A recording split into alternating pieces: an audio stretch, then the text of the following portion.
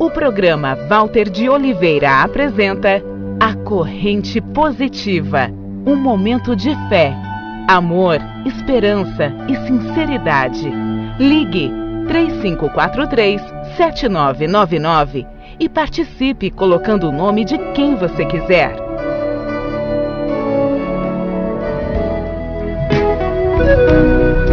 Me chamastes para caminhar na vida contigo. Decidi para sempre seguir-te, não voltar atrás. Me puseste uma brasa no peito e uma flecha na alma. É difícil agora viver sem lembrar-me de ti. Te amarei, Senhor, te amarei, Senhor. Eu só encontro a paz e a alegria bem perto de ti. Te amarei, Senhor, te amarei, Senhor. Eu só encontro a paz e a alegria bem perto de ti.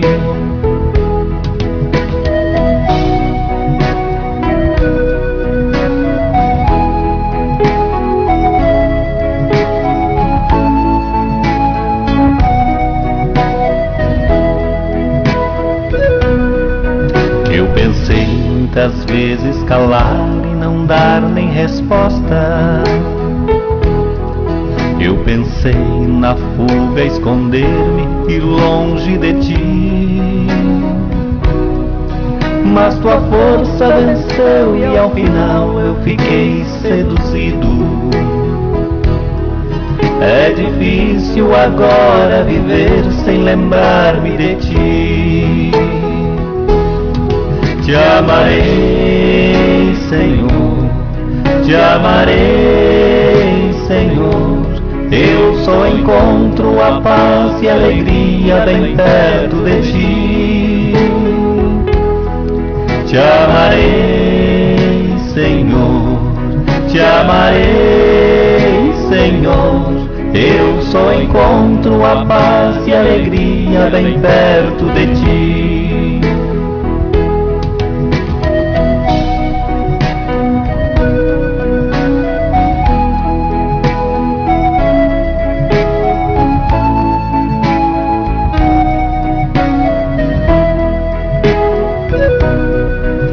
Jesus, não me deixes jamais caminhar solitário, pois conheces a minha fraqueza e o meu coração. Vem, ensina-me a viver a vida na tua presença, no amor dos irmãos, na alegria, na paz, na união. Te amarei, Senhor, te amarei, Senhor. Eu só encontro a paz e a alegria bem perto de ti. Te amarei, Senhor, te amarei, Senhor. Eu só encontro a paz e a alegria bem perto de ti.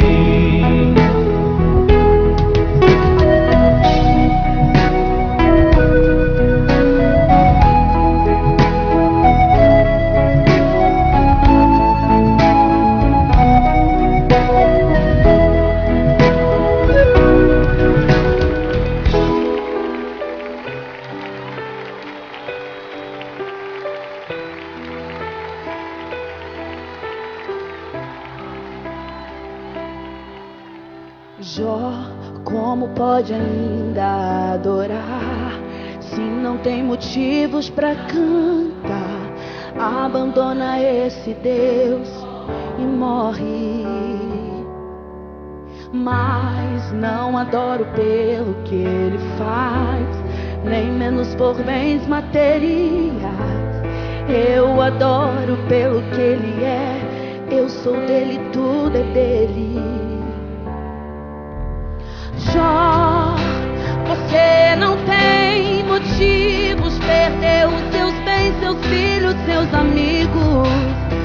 você vai fazer.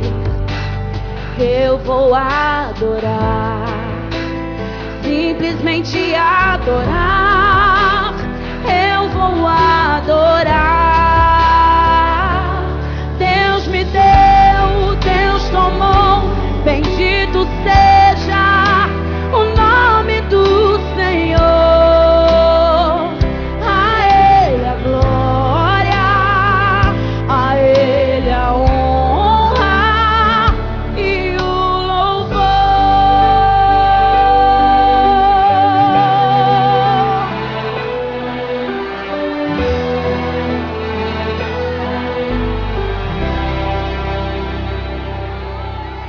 Jó, como pode ainda adorar se não tem motivos pra cantar?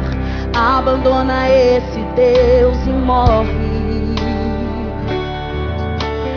Mas não adoro pelo que ele faz, nem menos por bens materiais. Eu adoro pelo que ele é. Eu sou dele, tudo é dele. Jó, você não tem motivos, perdeu os seus bens, seus filhos, seus amigos. O que você vai fazer? Eu vou adorar, simplesmente adorar. Eu vou adorar.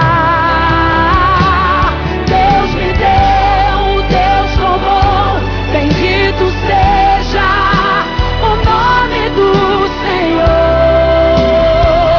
A Ele a glória, a Ele a honra e o louvor. A Ele a glória, a Ele a glória.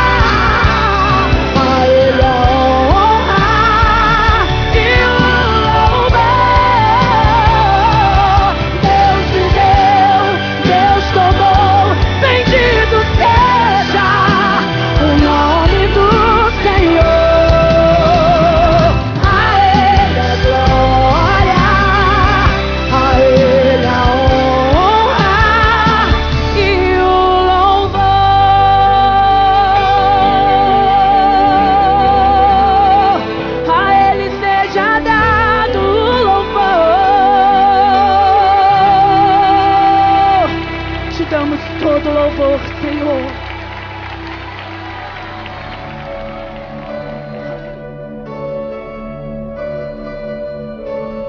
Está começando no seu rádio, nas redes sociais, você aí no aplicativo, mais uma corrente positiva.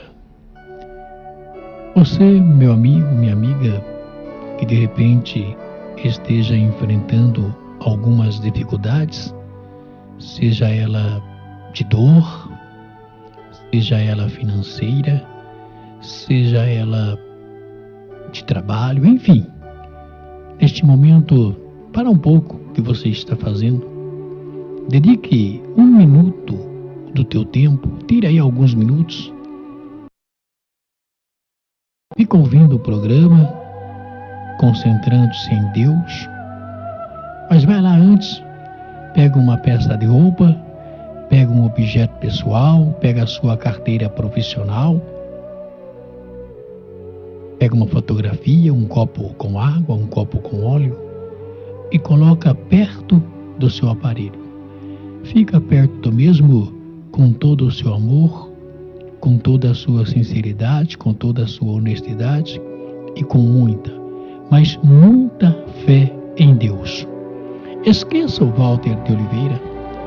O Walter é pecador, o Walter comete erros, comete falhas, também tem os seus momentos de lazer, de prazer, também briga, fica bravo, revoltado, em busca dos seus direitos e dos direitos daqueles que precisam e merecem.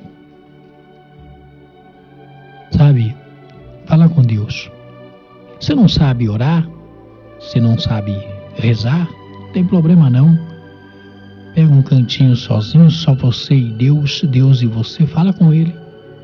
Conta a Ele os seus problemas, as suas dificuldades. Não tenha vergonha, só você e Deus. Você não precisa ficar falando, usando o som da palavra, não. Você não precisa gritar, você não precisa berrar, você não precisa sapatear, nada disso. Basta você usar a sua mente e o seu coração, falando com Deus em pensamento. É você e Deus, Deus e você. Tenha certeza que Deus estará te ouvindo. Tenha certeza que Deus vai te ouvir. É lógico, Ele não vai mandar a resposta de imediato. Ele não vai vir até você e dizer, olha, é isso, não. Ele vai responder você com sinais ou alguns acontecimentos. Você tem que ficar atento para a resposta. Tá? Você tem que ficar atento para a resposta, mas a resposta ela chega até você de uma forma ou de outra. Só basta você entender. Então fala com Ele, tá? Peça, agradeça. Eu não sei, mas fala o que você quiser. Este é o momento de você realmente fazer aí os seus apelos, os seus pedidos. Meus amigos, minhas amigas, nós estamos todos os sábados aqui comentando para você, falando, explicando muitas coisas. E hoje nós vamos falar de uma coisa que a gente percebe que está acontecendo no planeta.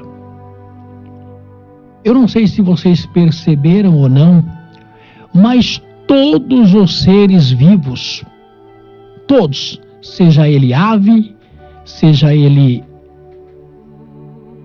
animais de qualquer espécie, todos têm vida. E se têm vida, merecem ser respeitados. Eu fico pensando uma coisa. Eu tenho certeza que é Deus quem dá vida também para os animais. Se Deus dá a vida para os animais, eu lhes pergunto, por que ao mesmo tempo que Ele deu a vida para os animais, Ele coloca na cabeça dos seres humanos e tem alguns animais que a carne pode ser consumida? É que você pode comer a carne de alguns animais. Eu fico imaginando, e é vida. Para você consumir a carne de um animal, você vai ter que tirar esta vida, de uma forma ou de outra. Mas também, se nós formos levar em consideração, o meio animal também não é diferente. porque um é predador do outro. Os animais também entre si, um tem que tirar a vida do outro para poder saciar a sua fome. Eu gostaria de obter uma explicação muito clara sobre isso, nesse sentido. Lógico que a Bíblia, ela comenta que tem animais que é proibido a gente comer, ou o ser humano comer, e tem outros que não é. Tipo assim, é liberado em partes. Mas sabe, gente, mas se tratando em que o animal é vida e que Deus é vida, mais uma vez eu fico aqui imaginando. Na verdade, eu quero dizer a vocês que Deus, muitas coisas, Ele não fala. Mas como, Walter, muita coisa Ele não fala? É verdade, muitas coisas Ele não fala. Porque são as pessoas que colocam palavras na boca de Deus. Isso é diferente. Isso é diferente. Então, o que eu quero dizer com isso é que quando Deus nos colocou no mundo, Ele já nos colocou com livre arbítrio. Então, Ele não colocou quase que certeza de que Ele proíbe comer esse ou aquela carne de animal. Não. Ele colocou a gente no mundo. E nós somos responsáveis por muitas coisas que acontecem aqui no planeta. E Deus, como foi sempre dito no programa, não vai se opor. Não, Ele não vai se opor. Porque nós somos livres. Nós somos livres. É meio complexo, porque eu já disse aqui, eu repito, que na verdade a Bíblia tem a inspiração de Deus e tem os toques e retoques dos seres humanos. Com isso eu quero dizer que a Bíblia pode ter tido inúmeras mudanças, alterações. Tira isso, coloca aquilo, tira aquilo, coloca isso, e assim consequentemente. Então nós não podemos de fato achar de que tudo que está na Bíblia é 100% certeza. Porque a Bíblia, ela diz muita coisa em que nós não podemos fazer e fazemos. E diz muitas coisas que nós podemos fazer e muitas vezes também não fazemos. E aí eu lhes pergunto, como que nós podemos acatar muitas coisas da Bíblia, se eu posso dizer o seguinte, que em muitos casos a Bíblia não fala coisa com coisa. Então eu faço uma pergunta a você, meu amigo e minha amiga. Carne animal podemos comer ou não? O que você acha? Você acha mesmo que Deus iria manifestar sobre isso? Se podemos, qual é a carne de fato que nós podemos comer? A Bíblia, ela coloca alguma restrição sobre nós comermos ou não carne animal? Se nós pudermos comer e se estiver na Bíblia, quando se fala em vida, nós falamos em vida, seja ela humana ou animal. Vida é vida. E se realmente houve a permissão de Deus, se saiu isso da boca de Deus, nós temos que fazer uma análise na Bíblia, estudar direitinho. E realmente nós temos que ter a ciência de saber realmente de onde veio a Bíblia. Quem escreveu a Bíblia? Eu tenho a minha colocação. Como eu sempre falei e sempre falamos aqui, a Bíblia é um livro inspirada por Deus, mas com toques e retoques de mãos humanas. É isso que nós temos que entender. E que esses toques e retoques teve alguém que realmente pegou a inspiração de Deus e outros sabe lá de quem. Então tem muitas coisas na Bíblia que ela tem que ser analisada para que nós aqui no planeta não cometemos erros e falhas. A Bíblia, ela tem o Velho e o Novo Testamento.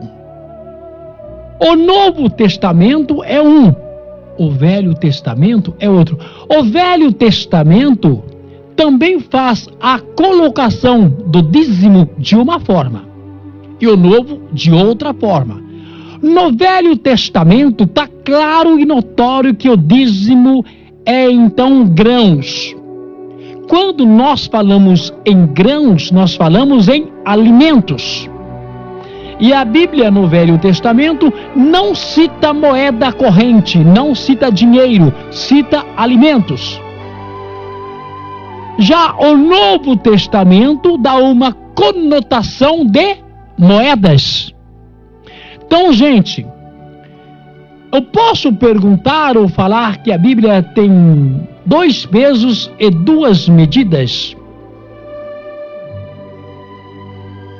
Devemos realmente acreditar na Bíblia 100%? Ou devemos estudar a Bíblia e fazer uma reflexão bem feitinha sobre a Bíblia? A Bíblia, ela também fala de muitas mortes na época para testar a fé de uma pessoa. Até que ponto isto é possível? Será mesmo que Deus colocaria tantas dúvidas em nossas cabeças? Será mesmo que Deus colocaria tudo com um ponto de interrogação? Ou exclamação, como queiram?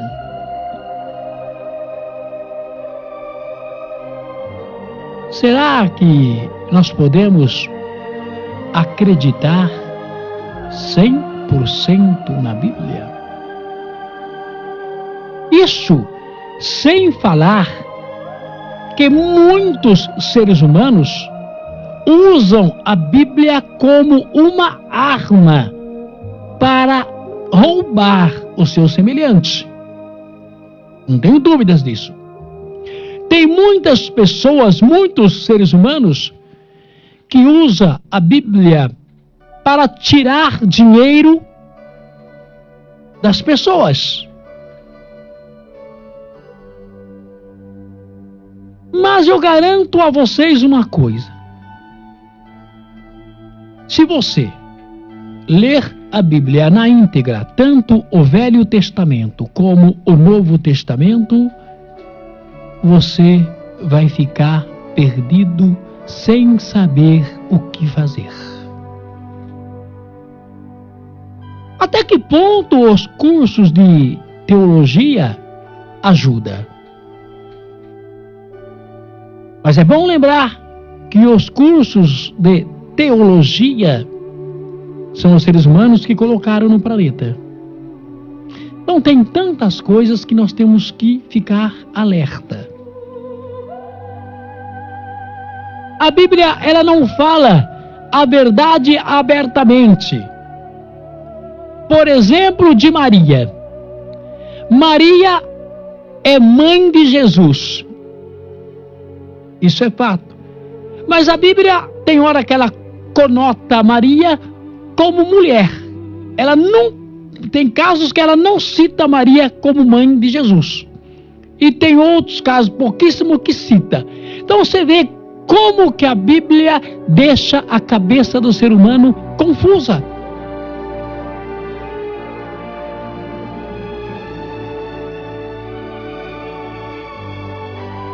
toda a história realmente aconteceu?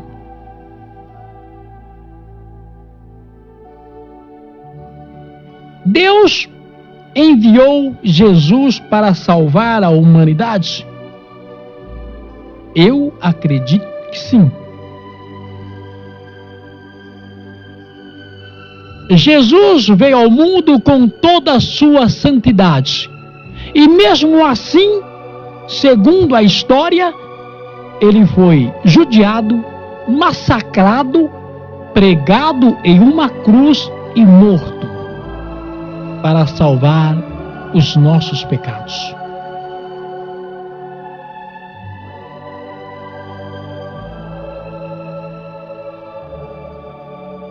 Tudo o que está na Bíblia gira em torno de teoria, digamos assim. Mas como saber de fato se tudo o que está na Bíblia é prático, é verdade? É por isso que nós dizemos aqui: ouça a palavra de Deus quando tirada da Bíblia. O que servir para você, usa. Acate. O que não servir, passa em branco. Mas, Walter, é a palavra de Deus. Gente, existem dúvidas, muitas dúvidas. Ninguém pode afirmar de fato de que tudo está na Bíblia seja verdade. Devemos fazer a leitura da Bíblia, respeitar a Bíblia, lógico. Como todos os outros livros que falam de espiritualidade, que fala de coisas divinas, tem que ser respeitado. Todos os livros que nos ensinam coisas boas têm que ser respeitados. Agora, vai da interpretação de cada um. Então, por isso, hoje, nós pedimos permissão, foi permitido. Nós não vamos falar os capítulos, os versículos da Bíblia. Nós vamos ouvir historiadores, pesquisadores comentarem da Bíblia. Tenham paciência, ouçam, mas ouçam com muita atenção, que acabando esta fala, eu voltarei e nós vamos tentar passar para vocês o porquê eu trouxe aqui a história da Bíblia Sagrada, uma delas, porque são muitas as histórias, são muitas as versões que existem, mas hoje eu trouxe. Vamos ouvir, prestem bastante atenção. Este programa explora os mistérios da Bíblia de vários pontos de vista históricos e teológicos que são discutidos há séculos. Ela é considerada por milhões como sendo a verdadeira palavra de Deus. Um testamento sagrado, a Escritura Sagrada, a Bíblia. Há séculos, homens e mulheres discutem seu significado, suas lições e sua precisão histórica. Mas terá sido a Bíblia traduzida, editada e até censurada tantas vezes, a ponto de seus originais ficarem comprometidos pelo tempo? Tem gente que diz, foi o que Deus disse, vou praticar e pronto, está na Bíblia. A Bíblia pode ter inspiração divina, mas há toques humanos por toda parte. É muito perigoso usar a Bíblia como prova de qualquer coisa. Realmente não sabemos quem agrupou ou montou o Novo Testamento. É um dos livros mais importantes jamais escritos. Seu conteúdo vem sendo estudado, discutido e meditado há milhares de anos. Mas conterá a Bíblia também segredos, profecias secretas, Caracteres secretos? Textos secretos? Agora, pela primeira vez, uma extraordinária série vai questionar tudo o que pensamos, tudo o que sabemos e tudo o que acreditamos sobre a Bíblia.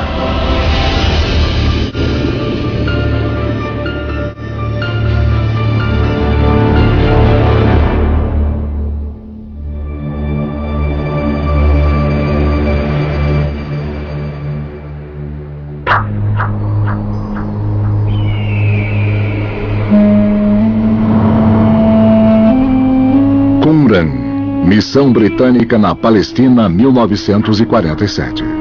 Inúmeras cavernas antigas pontuam as áridas colinas a 2 quilômetros do Mar Morto. Um pastor beduíno tropeça em uma caverna e descobre uma coleção de antigos jarros de argila e, com ela, 7 rolos de pergaminho escritos à mão. Manuscritos do Mar Morto, descoberta fabulosa. Uma vez examinados, os pergaminhos revelaram algo de importância não só histórica, mas de grandes consequências religiosas. Porque ali, escritos em frágeis pergaminhos e papiros, estava a versão mais antiga, e talvez mais exata, do que se chama universalmente de Velho Testamento da Bíblia. A descoberta arqueológica mais significativa do século XX, aliás, da Era Moderna, foram os pergaminhos do Mar Morto. Há livros escritos por hebreus que viveram na mesma época e nos mesmos lugares que o próprio Jesus. Com a descoberta dos pergaminhos do Mar Morto, os estudiosos puderam ver textos bíblicos, textos manuscritos, que eram 1000 anos mais antigos do que os textos mais antigos que tínhamos. Os pergaminhos achados em Qumran contêm fragmentos de todos os 39 livros do chamado Velho Testamento, menos um só, e são escritos em hebraico, aramaico e grego. Mas eles também contêm contradições, discrepâncias de detalhes e de linguagem que deixaram teólogos e estudiosos da Bíblia coçando a cabeça. Tem gente que diz, foi o que Deus disse, vou praticar, e pronto, está na Bíblia. O que eles não percebem é que por trás da Bíblia que eles compraram numa loja, há séculos e séculos de discussões entre estudiosos sobre como a Bíblia deve ser interpretada. Devemos entender que quando falamos de escrituras, nós estamos falando de história sagrada e não ao que hoje chamaríamos de história, com suas datas e eventos verificados. O Velho Testamento é a pedra angular da fé de milhões de pessoas pelo mundo. Há mais de 2000 anos, ela vem formando a base do que hoje chamamos de civilização ocidental. E há séculos acredita-se que o autor dos 5 primeiros livros foi o profeta Moisés. Mas, recentemente, essa crença foi questionada pela maioria dos estudiosos bíblicos. A Bíblia é praticamente anônima. Nós não sabemos quem escreveu a maioria dos textos da Bíblia. Mesmo a pessoa mais conservadora vai dizer que não houve testemunhas oculares da criação. Então entendemos que a Bíblia foi escrita depois dos fatos. Como muitos trabalhos traduzidos de outra língua, palavras simples muitas vezes ficam totalmente sujeitas a várias análises e diferentes interpretações. O Gênesis, o primeiro relato da criação da humanidade, diz que Deus fez Adão, que muitas vezes é traduzido como homem em sua essência masculina e feminina. De fato, a palavra Adão pode ser um substantivo que significa toda a raça humana, não uma pessoa só. Esse é um exemplo de tradução que levou as pessoas a entender erradamente o que o texto diz. Na Bíblia, muitas coisas mostram que pode haver Deus em parte ali, mas há muitos elementos humanos também. Fica claro quando se vê em certas ideias que são colocadas como se desenvolvem e evoluem, ou em várias contradições. Há histórias contadas 2 vezes. Uma passagem bíblica que contém curiosas contradições é a história do jovem rei Davi e sua batalha mortal contra o gigante filisteu Golias.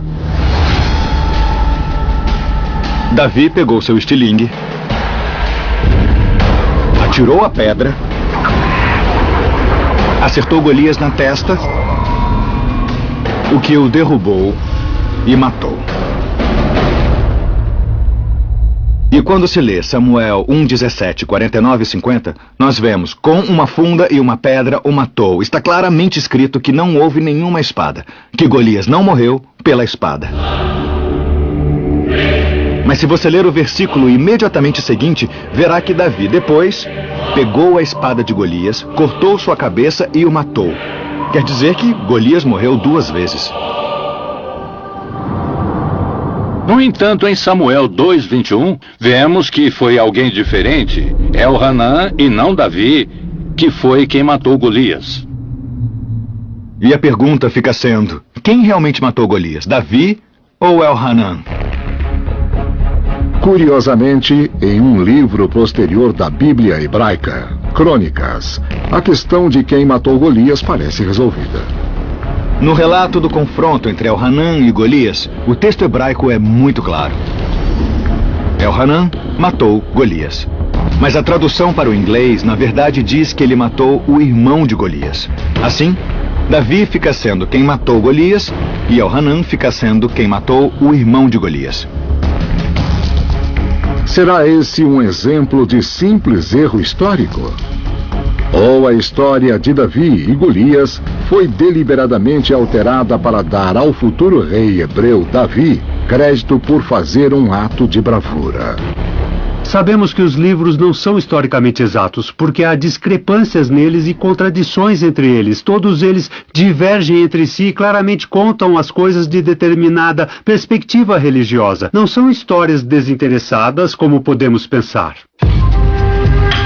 Confusão e controvérsias similares cercam os 4 evangelhos do chamado Novo Testamento.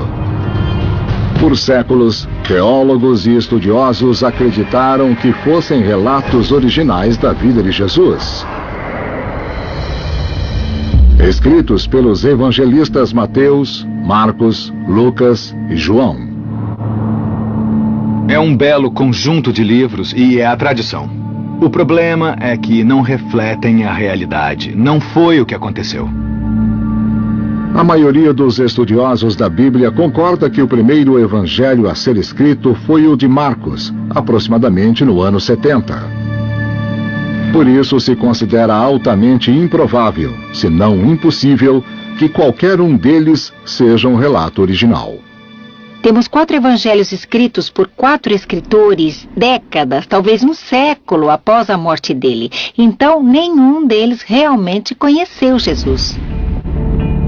Realmente não sabemos quem agrupou ou montou o Novo Testamento. De fato, passaram-se 300 anos de cristianismo antes de aparecer o Novo Testamento. Mas, como acredita a maioria dos estudiosos e teólogos, se os relatos da vida de Jesus não foram escritos por pessoas que realmente o conheceram, quem são os autores? E por que deram crédito a Mateus, Marcos, Lucas e João? Ninguém vai escutar o Evangelho segundo Robert, mas se eu puser eu, Paulo, ou eu, Pedro, ou eu, Moisés, se eu colocar o nome de alguém que tem autoridade, o que eu disser será levado muito mais a sério. Muitos estudiosos relutam em dizer que os livros são falsificações, então os chamam de pseudoepigrafia, porque ninguém sabe o que isso quer dizer. Pseudoepigrafia é uma palavra que quer dizer escrito que nasce mentiroso, porque o autor mente sobre sua identidade. Esses autores tinham um objetivo em mente, tinham uma agenda, e incluíram as histórias que favoreciam essa agenda. Apesar de seus seguidores acharem que ele era o verdadeiro Messias, o Salvador previsto nos testamentos hebreus, os mais antigos relatos da vida de Jesus que se conhece não foram escritos em aramaico, a língua que ele falava, nem em hebraico, mas em grego. O grego era a língua internacional do Império Romano e certamente era também a língua mais comum dos romanos da elite. Com certeza obteriam mais dinheiro para os pobres e para atividades missionárias escrevendo em grego e espalhando a palavra em grego. Não estavam interessados em saber quantos judeus havia em suas fileiras. Queriam os romanos endinheirados. Constantino levou crédito porque disse: olha, eu não quero saber em quem vocês acreditam, mas me deem uma Bíblia para eu dizer às pessoas em quem nós acreditamos. Então existe toda essa mistura de crença religiosa e controle político. Um imperador autor da Bíblia? Será a Bíblia Sagrada realmente a palavra de um Deus tão poderoso? Ou uma coleção de textos escritos por um grupo de homens anônimos? Para a resposta, será necessário examinar os textos religiosos mais de perto e procurar a verdade que está escondida atrás das palavras sagradas.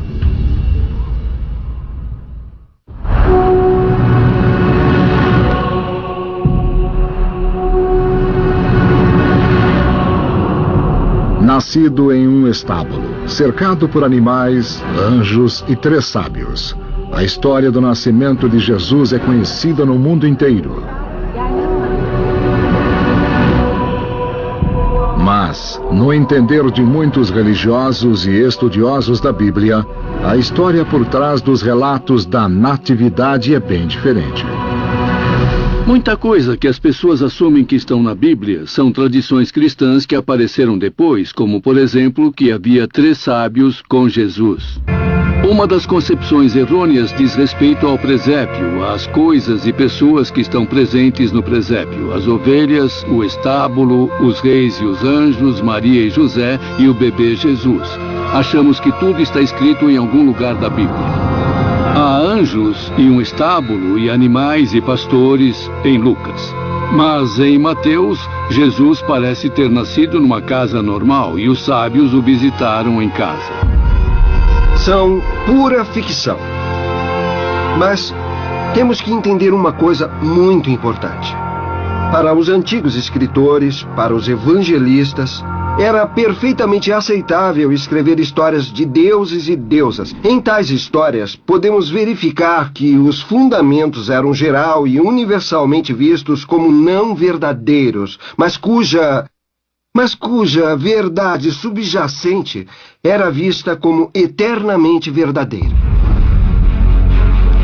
Se tais detalhes foram confundidos, por que misturaram os relatos? Pode ser, como creem certos estudiosos, que erros de tradução através dos séculos tenham levado a erros na interpretação de dados-chave do nascimento de Jesus? Os cristãos dizem que Jesus nasceu de uma virgem. E isso vem de um texto profético, o livro de Isaías, capítulo 7. A palavra usada no texto hebraico para se referir a essa jovem é Alma, que basicamente significa uma jovem que chegou à idade de se casar. Mas a tradução do hebraico para o grego foi virgem. E assim foi entendido por Mateus e Lucas. Foi uma espécie de lampejo. E disseram que foi um milagre. A mãe era virgem. Aí nasceu uma tradução diferente. Um leitor recebeu a tradução de um texto com palavras de significado ligeiramente diferente da língua original. A Bíblia pode ter inspiração divina, mas há toques humanos por toda a parte. Isso somado ao surgimento do que depois veio a ser uma cultura religiosa misógina, começou a valer a ideia de que Jesus nasceu de uma virgem. Mas é um erro de tradução na base. Erro de tradução? Será possível que as histórias de Jesus, como tantas da Bíblia, foram tão contadas e recontadas, tão traduzidas e retraduzidas tantas vezes, que sua exatidão histórica se tornou confusa, perdida no tempo? Os textos bíblicos foram escritos em hebraico, ou em aramaico, ou em grego, mas cada tradução é uma interpretação. Segundo muitos estudiosos da Bíblia, traduções imprecisas são culpadas apenas em parte.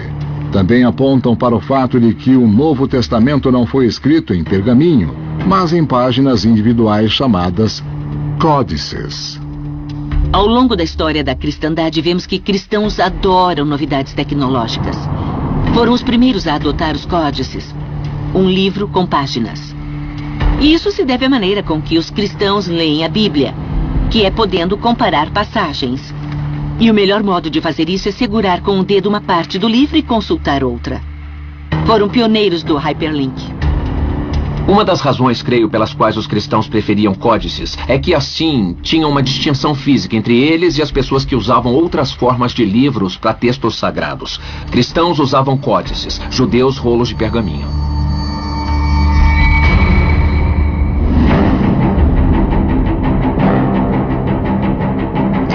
Os 4 evangelhos do Novo Testamento, Mateus, Marcos, Lucas e João, contam como Jesus foi crucificado e seu corpo foi enterrado em uma tumba. Também descrevem a aparição dele às mulheres que choravam em seu túmulo 3 dias após a sua morte. O evangelho original de Marcos termina com o capítulo 16, versículo 8. Segundo o qual as mulheres iam lavar o corpo de Jesus e quando chegaram ao túmulo viram que ele estava aberto e vazio. O evangelho de fato termina no versículo 8, onde Marcos escreve: as mulheres saíram correndo e não disseram nada a ninguém, pois tiveram medo. Ele diz que as mulheres fugiram e não disseram nada, pois tiveram medo, e parou aí. Mas por que a história termina tão abruptamente? Há estudiosos que acreditam simplesmente que o final original estava escrito em uma página perdida ou destruída. Uma velha teoria diz que o Evangelho de Marcos estava em um códice e a última página caiu. Apenas muitos e muitos anos depois, um redator, certamente insatisfeito pelo final do Evangelho de Marcos, adicionou 8 versículos a esse evangelho. É ali naquele ponto que a ressurreição aparece. Então, os primeiros escribas de Marcos adicionaram finais novos. E um deles se tornou muito popular, o que estamos habituados a ver hoje. Podemos dizer que a história da ressurreição apareceu como uma história literária interessante, em parte, porque as pessoas estavam insatisfeitas com o final de Marcos. É mesmo possível que a história da divina ressurreição de Jesus, um dos dogmas mais importantes do cristianismo, seja consequência da falta de uma página? Muitos estudiosos acreditam agora que, à medida que o cristianismo se tornou mais popular e poderoso, tornou-se prática corrente editar o Novo Testamento de modo a endossar a evolução das crenças religiosas. Mas alterar deliberadamente a Bíblia podia ter consequências mortais, em especial se a mudança entrasse em conflito com o pensamento tradicional ou com agendas políticas. Em 1604, o rei James I reuniu um grupo de 47 estudiosos para trabalhar em outra tradução da Bíblia para o inglês. A versão do rei James. Mas essa também teve sua cota de controvérsias. Há um exemplo muito famoso dos problemas que há com a tradução do rei James. Uma das passagens mais conhecidas dos evangelhos é a história de Jesus e da mulher apanhada em adultério. João capítulo 7 e 8. No Evangelho de João há uma história encantadora, onde escribas e fariseus levaram a Jesus uma mulher que apanharam em flagrante adultério. Eles iam apedrejá-la, que era a punição para adultério. Mas Jesus disse: quem não tiver pecado, atire a primeira pedra. É uma bela história sobre Jesus, está em todos os filmes que já fizeram em Hollywood. Mas não estava nos originais do Novo Testamento. Foi acrescentada depois por escritores posteriores. Não estava nos manuscritos originais. Os tradutores do rei James não tiveram acesso a esses manuscritos. Traduziram a história, colocaram em João capítulos 7 e 8, apesar de não estarem nos originais. Era uma história tradicional que as pessoas contavam sobre Jesus, mas não estava no Evangelho de João. Provavelmente, a história nem aconteceu.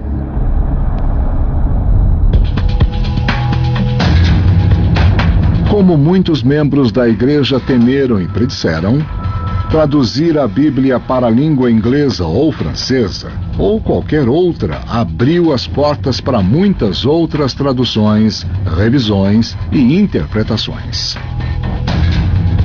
E com essas interpretações vieram novas religiões e a promessa de um novo mundo, onde praticá-las.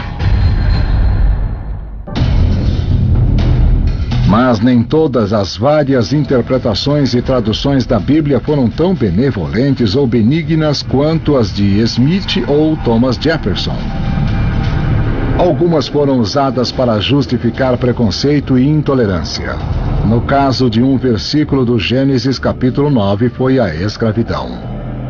Hoje em dia ninguém sabe da maldição de Cã. É uma passagem onde, depois do dilúvio, Noé amaldiçoou o filho Cã por algo que ele teria feito, e diz que seu filho será subserviente aos dois irmãos. Isso foi usado como maneira de dizer que a raça negra descendeu de Cã e que, portanto, seria subserviente às raças brancas. Se você vir Gênesis 9, verá que há a ideia de que Cã, que é considerado pai das nações africanas, foi amaldiçoado. E por isso os africanos teriam pele negra. Mas de fato, quando se lê o texto, vê-se que Cã não foi amaldiçoado. Quem foi? Foi o filho dele, Canaã. Amaldiçoado Canaã. Acredite se quiser, mas essa história bíblica convenceu muita gente no século XIX de que Deus apoiava os argumentos para a escravidão africana. O problema dividiu gravemente o país e se tornou catalisador da sangrenta guerra civil.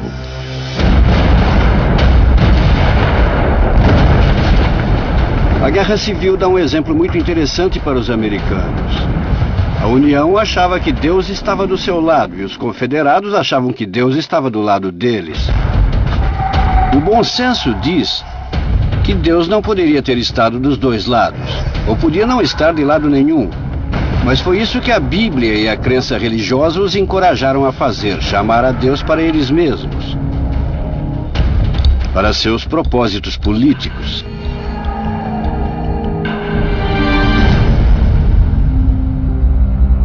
Dizer que certo texto bíblico suporta certa decisão política é um equívoco dos dias de hoje que mistura postura política e texto bíblico. É muito perigoso usar a Bíblia como prova de qualquer coisa.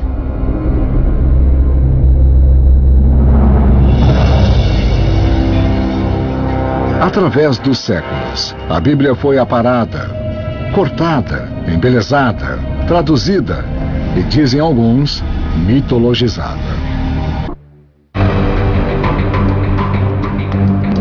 A Bíblia. Todos os anos, as vendas globais desse livro de 2000 anos excedem a 100 milhões de cópias. Mas as Bíblias não são todas iguais. A diferença mais óbvia, claro, é que o judaísmo só reconhece o que os cristãos chamam de Velho Testamento. Mas mesmo os cristãos usam diferentes versões do Velho e do Novo Testamento, que variam não só em linguagem e tradução, mas em termos do que está incluído e do que não está. Por exemplo, a maioria das Bíblias protestantes, incluindo a versão do Rei James, contém 66 livros. A Bíblia Católica contém 73. Mas a Bíblia da Igreja Ortodoxa Etíope, uma denominação cristã com 45 milhões de seguidores na África, tem 81. Um dos segredos do antigo cristianismo é que diferentes grupos étnicos e religiosos usavam diferentes bíblias. Há grupos como os coptas ou da igreja etíope que adotam certos livros, enquanto outros grupos não. Não devemos só perguntar qual versão da Bíblia é a correta, mas qual coleção de livros da Bíblia é a correta. Para ser incluído numa versão oficial da Bíblia, ou canone, um livro deve ser considerado como de inspiração divina, a palavra de Deus. Mas quem decide isso? Eu acho que tanto a Bíblia judaica, reunida mais ou menos no final do século I, quanto o Novo Testamento, que foi reunido como um canone, mais ou menos no final do século IV. Mas assim que as Bíblias surgiram em linguagem vernacular, logo alguém no púlpito ou na academia saiu dizendo o que a Bíblia devia conter. A assim chamada canonização da Bíblia levou a grandes brigas sobre que livros deveriam ser incluídos e quais deveriam ser suprimidos. Certos livros podem ter entrado no cânone porque eram boa teologia, mas podem ter entrado porque receberam apoio de pessoas fortes e influentes. Outros livros podem ter sido muito verdadeiros e exatos, mas acabaram sendo marginalizados porque não tiveram apoio de gente influente. Houve grupos de pessoas com objetivos específicos determinando o que se tornaria canônico ou não. E esses objetivos eram preservar o poder da igreja. A agenda aqui foi política e econômica, não espiritualista. Até meados dos anos 1800, muitas bíblias primitivas, mesmo a versão do rei James, continham alguns livros que foram sendo retirados. São chamados apócrifos. A palavra apócrifo literalmente significa coisa escondida. Então esses livros supostamente traziam ensinamentos ocultos ou secretos. Mas apócrifo veio a significar o livro que não era aceito como parte do cânone oficial. De fato, há mais livros apócrifos do que livros incluídos no cânone oficial, seja na Bíblia hebraica, o Velho Testamento ou no Novo Testamento. Alguns são livros históricos que falam da história de Israel depois do período do Velho Testamento. Existem livros que são ficção histórica. A discussão sobre que livros deveriam ou não ser incluídos como textos sagrados é quase tão antiga quanto a própria Bíblia. Alguns teólogos primitivos e estudiosos citaram disparidades entre os antigos textos grego e hebraico e questionaram a autenticidade de várias fontes e autores. E aí qualquer livro que contradissesse a crença deles era banido. Era chamado de herético. Queimavam os livros e condenavam quem acreditasse neles. A razão de muitos desses livros não terem entrado na Bíblia é que não eram congruentes com a mensagem central dos livros que entraram. Os textos cristãos primitivos que entraram no Novo Testamento consideram que Jesus é o Messias profetizado no Velho Testamento. Mas havia cristãos que não acreditavam nisso e havia cristãos céticos sobre essa estreita ligação. No fim, esses cristãos não prevaleceram. Não acharam realmente que seus textos entrariam nas Escrituras. Declararam que os textos continham uma série de erros e que desviariam do bom caminho. Um bispo chamou os textos de abismo de loucuras e blasfêmias contra Cristo. Então eram inimigos da igreja primitiva e os cristãos pensaram que continham coisas horríveis. Diferentes bispos pensavam diferente. O cristianismo foi muito diversificado nos primeiros 3 séculos. E tentaram unificar tudo para dar a forma exata àquilo em que acreditavam. Mas pessoas que tinham mais influência, não só dinheiro, mas apoio político de pessoas importantes, tendiam a ser mais ouvidas do que gente que não tinha isso. Foi um processo com alto teor político. Apocalipse. Por séculos, essa palavra sinistra evocou pensamentos de destruição absoluta. O Armagedon, o fim dos dias.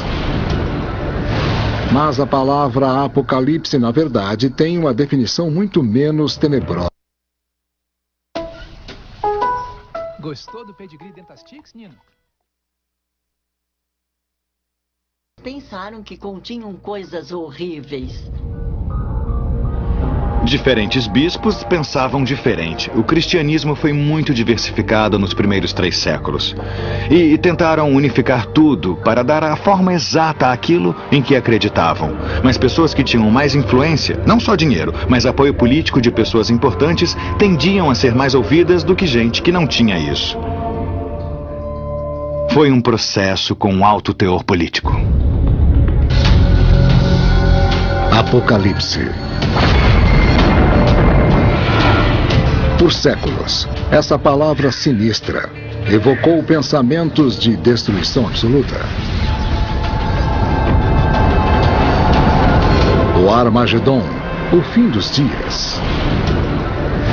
Mas a palavra Apocalipse, na verdade, tem uma definição muito menos tenebrosa. Derivada do antigo termo grego apocalipsis, a palavra também significa revelação ou desvendamento.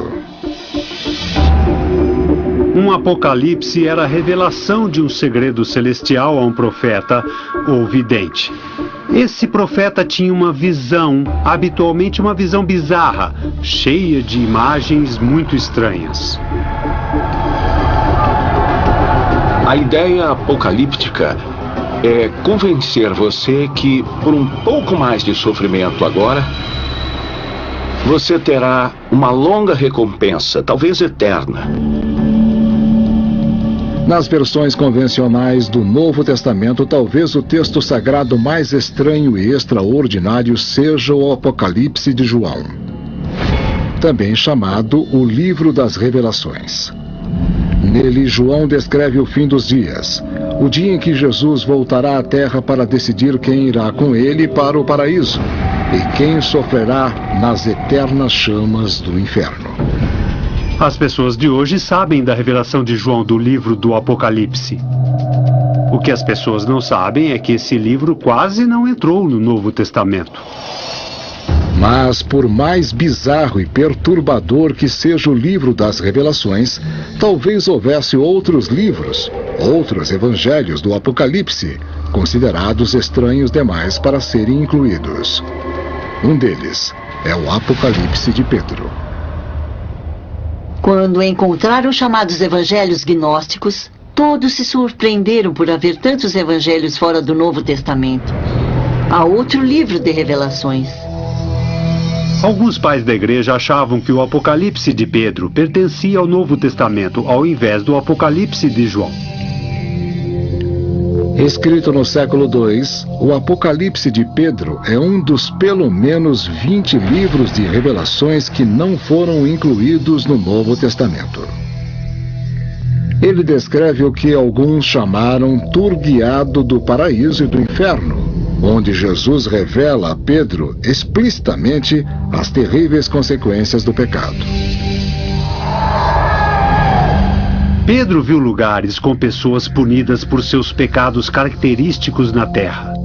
Então, mentirosos ficavam pendurados pela língua sobre chamas eternas. Mulheres que seduziram homens enfeitando os cabelos para ficarem atraentes eram suspensas pelos cabelos sobre chamas eternas e gritavam: "Não sabíamos que seria assim." Mas apesar do texto da jornada de Pedro pelo inferno parecer extremo, a descrição da ressurreição de Jesus no Evangelho de Pedro é considerada absolutamente bizarra até pelos estudiosos.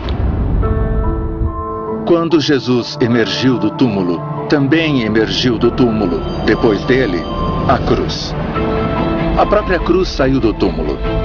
E Deus diz: "Onde tem andado? O que tem feito? Você tem pregado para as almas dos que se foram?" E a cruz responde: "Sim." Então tem até uma cruz que anda e fala na ressurreição de Jesus. Em outro livro banido atribuído ao apóstolo Pedro, o Apocalipse gnóstico de Pedro, Jesus é retratado como um homem que ri frente à sua própria morte. Jesus mostra a Pedro um homem crucificado na cruz e depois mostra um homem que ri numa árvore. E ele conta a Pedro que na verdade está rindo ali naquela árvore, que não é ele morrendo na cruz. O texto sugere que Jesus não quer que nos foquemos na crucificação.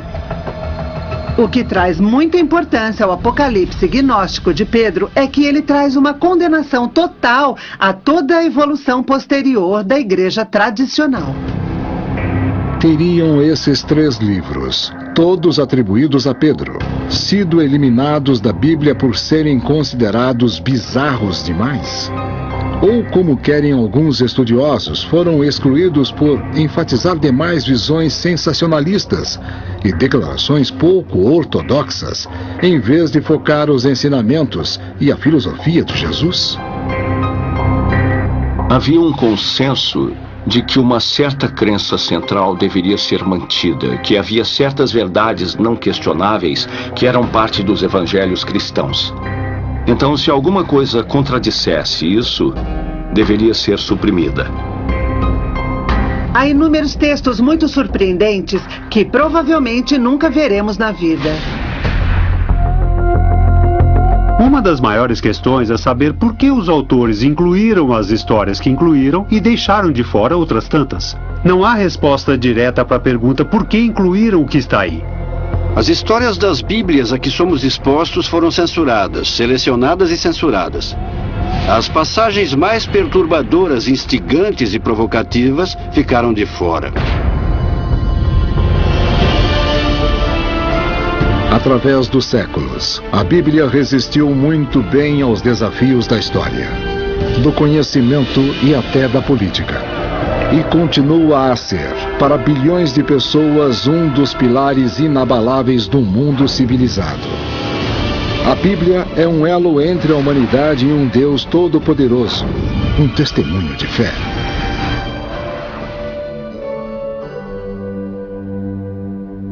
Bom, meus queridos amigos, tirem as suas conclusões. Mas com tudo isso também não significa que eles estão certos. Mas uma coisa eu posso dizer, que na Bíblia tem muitas coisas que não foram contadas, isso tem. Com certeza, são muitos os capítulos, versículos que não foram colocados na Bíblia. Mas também eu quero reafirmar que nós passamos este áudio para você tirar a sua conclusão. São estudiosos, pesquisadores, também não significa que eles estão certos, mas que tem muita coisa que eles falaram, que nós colocamos aqui. Lógico que em vocabulários diferentes, mas colocamos, aí tem. Tá? Então, tirem as suas conclusões. Passaremos agora a bênção da água, né? E a consagração. Já já eu volto com os ouvintes.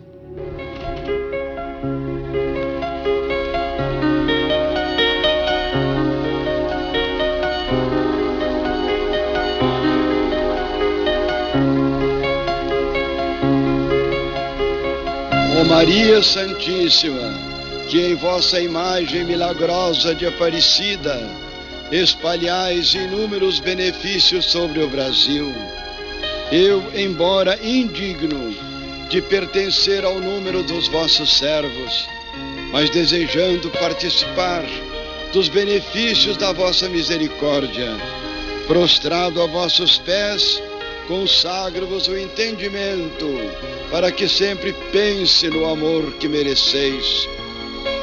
Consagro-vos a língua, para que sempre vos louve e propague a vossa devoção. Consagro-vos o coração, para que depois de Deus vos ame sobre todas as coisas.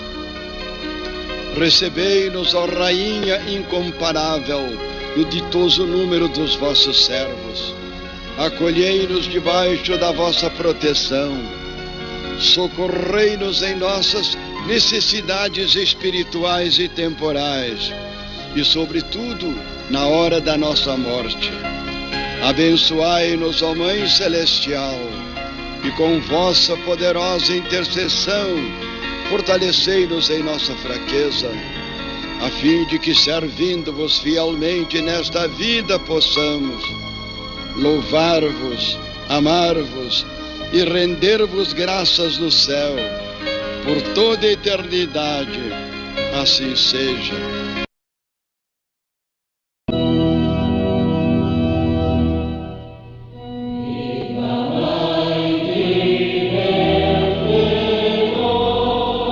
Bênção da água. Deus eterno e todo-poderoso, que tendo escolhido a água, fonte de vida e pureza, para nos dar a graça batismal, fizestes também aparecer no rio Paraíba a imagem da Virgem Imaculada. Abençoai esta água e fazei que ela nos recorde nosso batismo, para que, purificados de nossas faltas, vivamos como cristãos, membros da vossa igreja, e cheguemos um dia à vida eterna. Por Cristo nosso Senhor. Amém. Vamos então aos ouvintes. Alô? Alô, Valdo. Quem fala? A Perina. Dona Perina, coloca o nome de quem na corrente? Vou colocar o meu, eu tenho 81, a Regina tem 58, a Ana tem 54, a Mônica tem 38, o Rodrigo tem 42, a Renata tem 35, o Tadeu tem 35, Leonardo Gabriel tem 15, o Lucas tem 2 anos e 8 meses. Que assim seja, vamos estar colocando, pedindo a bênção de Deus, de Maria e de Jesus, para que rogue sobre a Senhora, sobre todos os nomes que a Senhora passou para a gente, ao manto sagrado, e que afaste de todas as enfermidades, os males, as invejas e todas as perturbações, tá bom? Tá bom. Um abraço, Deus lhe abençoe. Amém. Vamos a mais um ouvinte. Alô? Alô, Walter. Quem fala? Hamilton, João. Ô, Hamilton, você coloca o nome de quem na corrente? Hoje nós vamos estar com minha mãe, Ana, de 83 anos, foi a Zenilda, 46, Monique, 20, Ana Carolina, 10, Maria Flor, 7, Sofia, 6 e Conceição, 55. Que assim seja, vamos estar colocando, pedindo a bênção de Deus, de Maria e de Jesus, para que rogue sobre você, sobre todos os nomes que você passou para a gente ao manto sagrado, e que afaste de todas as enfermidades, os males, as invejas e todas as perturbações, tá bom? Tá bom. Um abraço e que Deus lhe abençoe. Amém. Vamos a mais um ouvinte. Alô? Alô? Quem fala? É Vera Lúcia Fernandes. Como? Vera Lúcia Fernandes. Oi, Vera, coloca o nome de quem na corrente? Eu vou apanhar o meu, Vera Lúcia, 67 anos, do meu marido, 65, e da minha nora, Giovana, 26 anos. Que assim seja, vamos estar colocando, pedindo a bênção de Deus, de Maria e de Jesus, para que rogue sobre você, sobre todos os nomes que você passou para a gente ao manto sagrado, e que afaste de todas as enfermidades, os males, as invejas e todas as perturbações, tá bom? Tá bom. Um abraço e que Deus lhe abençoe. Amém. Nós vamos agora, então, passar para a oração do programa, mas antes eu vou colocar a primeira oração da Ave Maria e o Pai Nosso, né? Então vamos para a oração da Ave Maria e o Pai Nosso.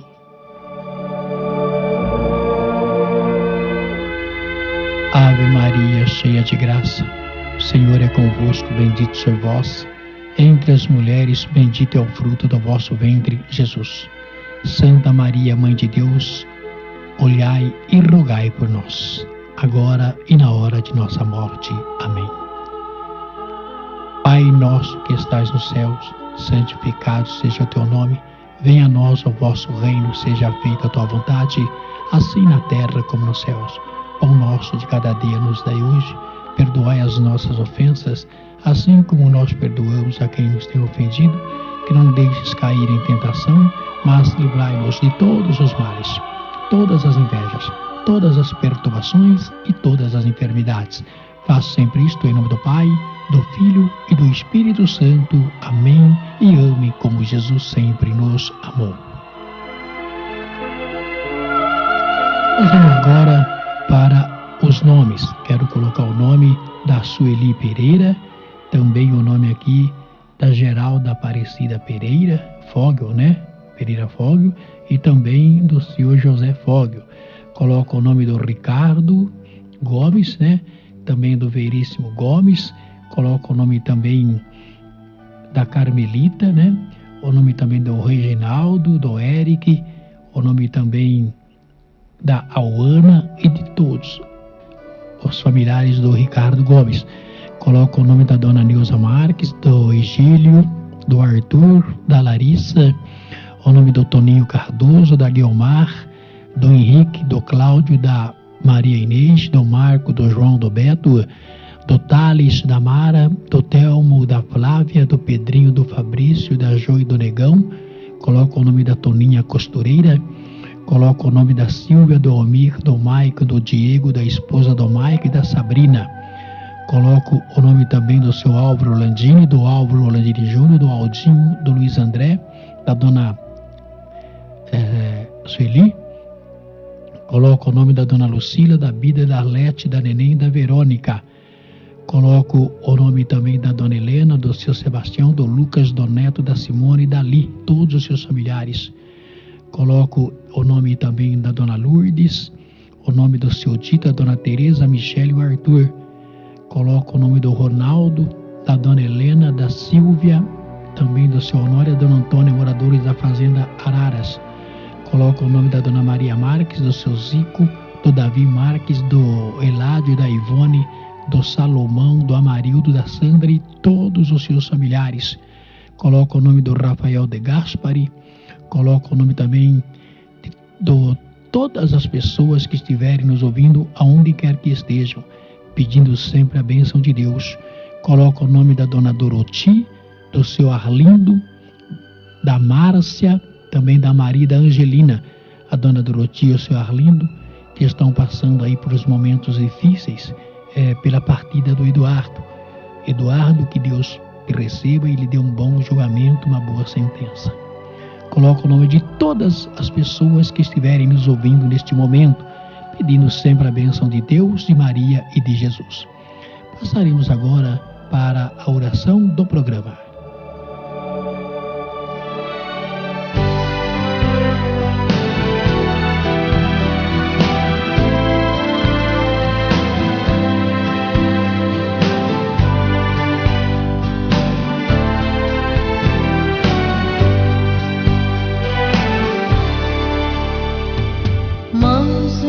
Senhor Deus, Maria e Jesus, que suas mãos foram ensanguentadas na cruz.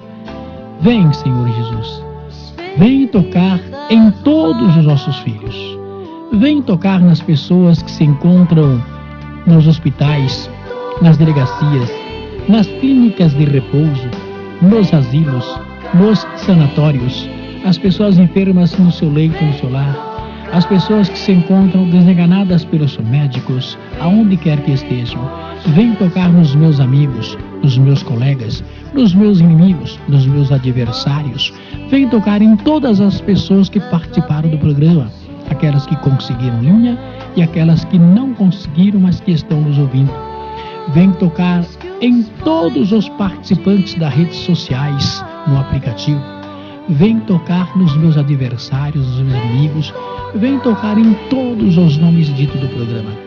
Vem tocar em todas as religiões. Vem tocar em todo o planeta Terra. Vem tocar neste copo com água, neste copo com óleo, e peço a transformação desta água e deste óleo em remédios, para que as pessoas que dessa água e deste óleo usarem possam ficar libertadas de todos os males, de todas as invejas, de todas as perturbações e de todas as enfermidades. Vem tocar nessa peça de roupa, nessa fotografia, neste objeto pessoal e nesta carteira profissional. Vem tocar em todas as famílias que perderam um ente querido. Que Deus possa estar recebendo esse ente querido, dando a ele um bom julgamento e uma boa sentença e confortando aqueles que ficaram entre nós. Vem tocar em todo o planeta Terra e em todas as religiões e em todos os participantes. Faço sempre isto em nome do Pai, do Filho e do Espírito Santo.